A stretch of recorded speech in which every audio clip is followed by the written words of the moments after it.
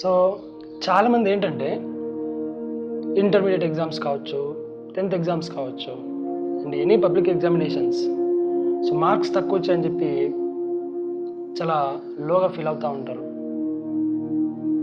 And మార్క్సే మా యొక్క తలరాతను decide చేస్తాయి అని చెప్పేసి ఆలోచిస్తూ ఉంటారు.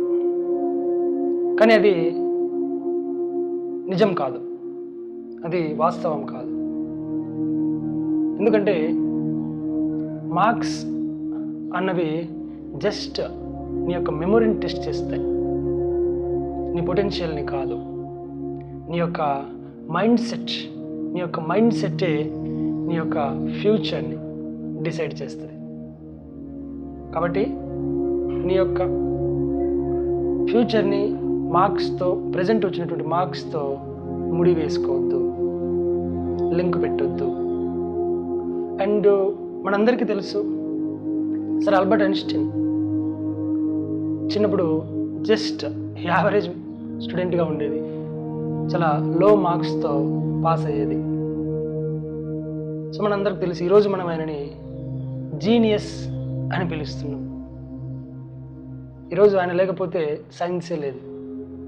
సో ఆ స్థితి ఆయన అందుకోవడానికి కారణం, ఆయన నాకు నా స్కూల్ లెవెల్లో, ఇంటర్మీడియట్ లెవెల్లో తక్కువ మార్క్స్ వచ్చాయని ఆ రోజు ఆయన డిప్రెస్ అయ్యి ఉంటే, ఆ రోజు ఆయన లో కాన్ఫిడెంట్గా ఫీల్ అయి ఉంటే, ఆయన తర్వాత కాలంలో జీనియస్ అయ్యేవాడు కాదు. కాబట్టి మీకు మార్క్స్ తక్కువ వచ్చాయని, లేదంటే ఫెయిల్ అయ్యామని చెప్పి never ever feel low confident, never ever feel depressed. ఎందుకంటే so failure is the not opposite of success, failure is the part of success అంటారు. అంటే ఓడిపోవడం అన్నది గెలవడానికి వ్యతిరేక దిశలో లేదు,